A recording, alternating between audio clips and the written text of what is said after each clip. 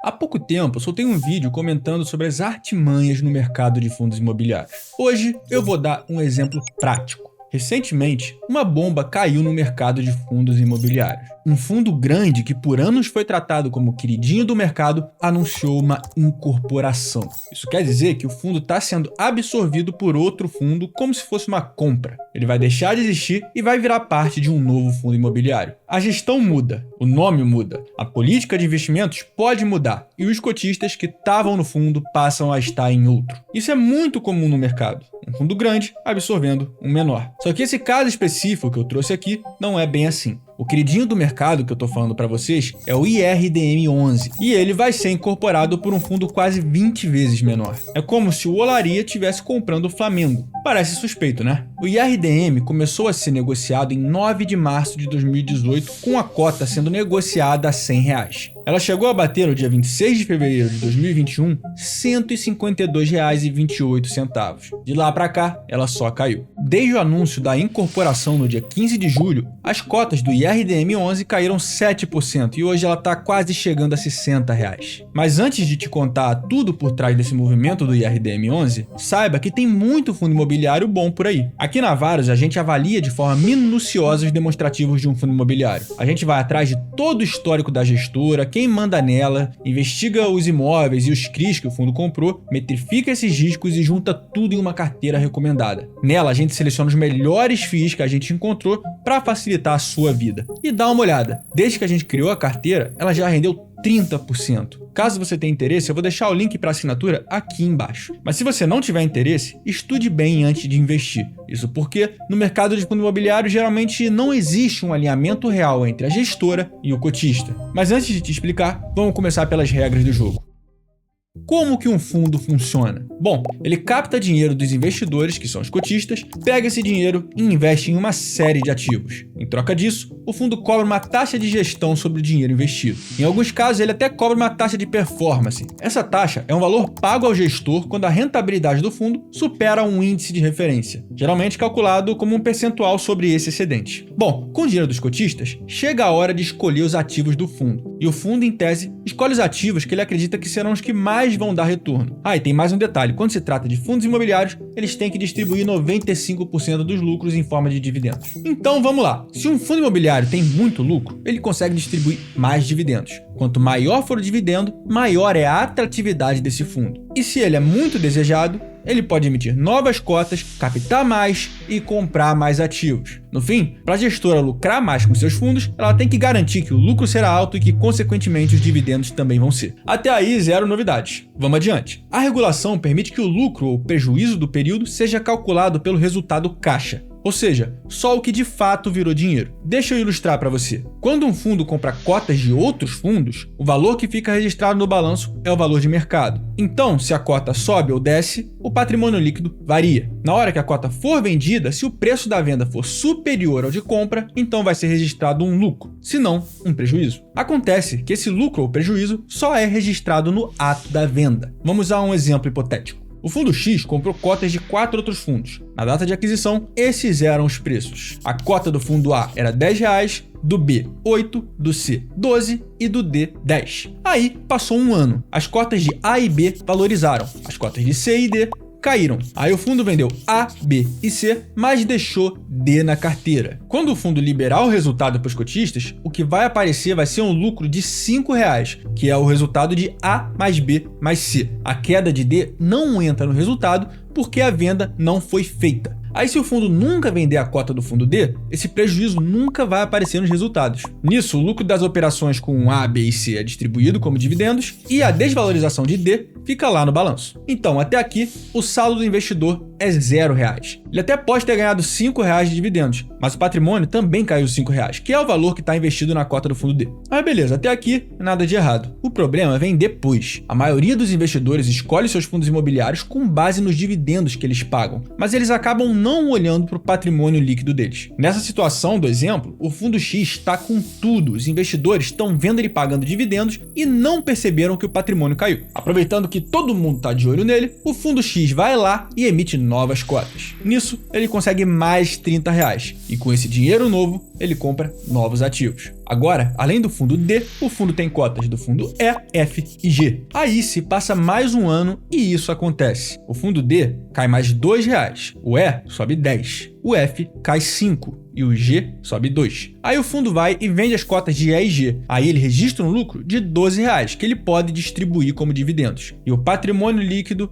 vai caindo por conta das cotas de D e F. O problema é se D e F nunca devolverem esse valor e esse ciclo de emissões por parte do fundo X se repetir diversas vezes. Com dinheiro novo ele compra novos ativos, mantém as perdas antigas escondidas, realiza apenas os ganhos novos, distribui dividendos e por aí vai. Até que chega a hora do boom. Ninguém mais quer entrar, não há mais demanda por novas cotas, então só resta uma saída: vender as posições ruins, reconhecer o prejuízo caixa e parar de pagar dividendo. Mas é claro que isso não acontece aqui no Brasil. Aqui sempre dão um jeitinho. Recentemente, os fundos imobiliários encontraram um jeito bem interessante de resolver esse problema e ainda sair por cima dando lucro. É exatamente isso o que o IRDM está fazendo agora. É por meio da tal incorporação que eu falei para vocês. A gestora pega um fundo limpo, normalmente menor do que o original, com menos prejuízo acumulado e faz a mágica. O fundo limpo, nesse caso, é o IRIM11, 20 vezes menor do que o IRDM11. Eu vou chamar o IRM de IRIM só para ficar mais fácil de falar. A ideia é que o IRIM emita novas cotas e use esse dinheiro para absorver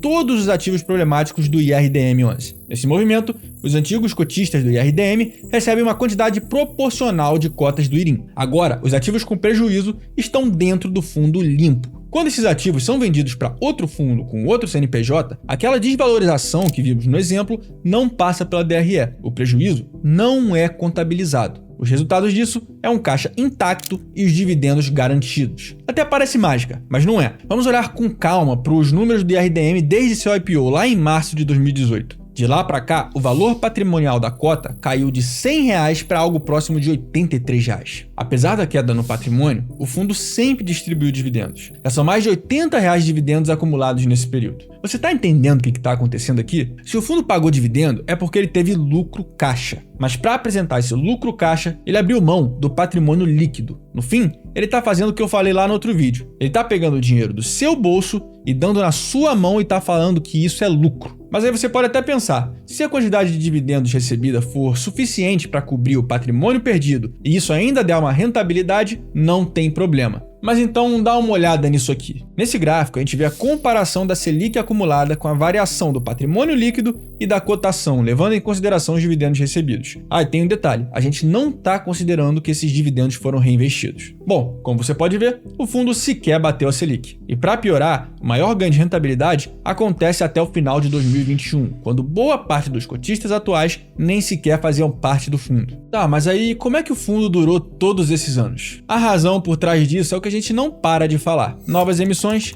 mais investidores e mais dinheiro novo. Dá uma olhada nesse gráfico aqui. Desde a abertura do fundo, o patrimônio líquido total dele passou de 108 milhões para mais de 3 bilhões de reais. Bom, se o patrimônio líquido total cresceu, mas o valor patrimonial por cota caiu, isso significa que de tempos em tempos o fundo fazia novas emissões e um monte de gente nova entrava no fundo. Era esse dinheiro novo que permitia que o fundo continuasse pagando bons dividendos. No entanto, após a última emissão em agosto de 2022, devido à queda do valor da cota, pegaria muito mal para a gestão fazer novas emissões. Aí não teve jeito. Sem dinheiro novo, os dividendos, que chegaram a ser R$ 1,33 no momento da última emissão, foram definhando até chegar no patamar atual de 80 centavos por cota. E adivinha quem mais lucrou com isso tudo? Entre março de 2018 e a metade de 2024, a Iridium, que é a gestora do fundo, e o BTG, que é administrador do fundo, levaram juntos para casa mais de 130 milhões. A gente estima que entre a metade de 2024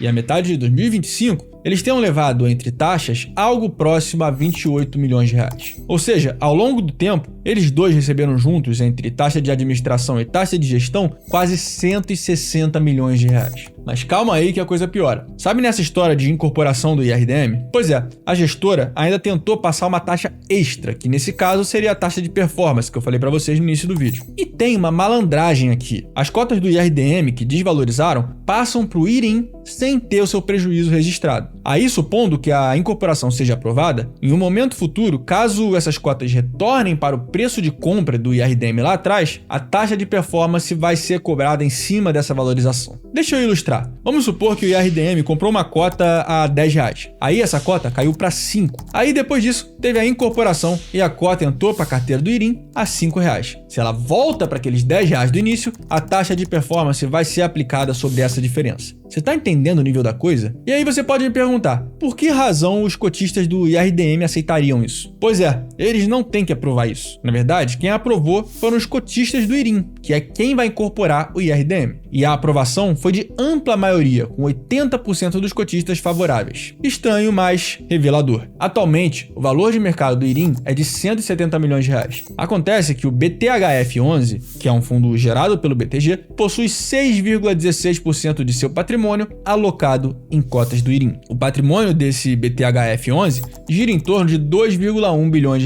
Fazendo uma multiplicação básica, a gente pode estimar que desses 170 milhões de valor do mercado do IRIM, cerca de 129 milhões estão nas mãos desse BTHF, que de novo é gerido pelo BTG, que também é administrador do IRIM e do IRDM. Esses 129 milhões fazem com que o BTHF sozinho seja dono de quase 76% das cotas do IRIM. E por coincidência ou não, esse valor é bem próximo daqueles 80% que foram os votos favoráveis à taxa de performance. Mas calma, nem tudo tá perdido. Depois disso tudo, finalmente os cotistas do IRDM acordaram e fizeram pressão para que não houvesse cobrança da taxa de performance. Acabou que eles foram bem-sucedidos e a taxa de performance foi retirada. Agora, se os cotistas do IRDM aprovarem a incorporação, eles vão receber de volta aquele patrimônio deteriorado composto por cotas que desvalorizaram. E pior, ele não vai nem receber isso em dinheiro, eles vão receber em cotas de outro fundo gerido pela mesma gestora e administrado pelo mesmo BTG. No cenário ideal, a solução lógica seria liquidar tudo, vender os ativos ruins e devolver o dinheiro que sobrou para os cotistas. Mas isso faria a roda parar, e sem a roda girando, não tem mais taxa de gestão e nem taxa de administração.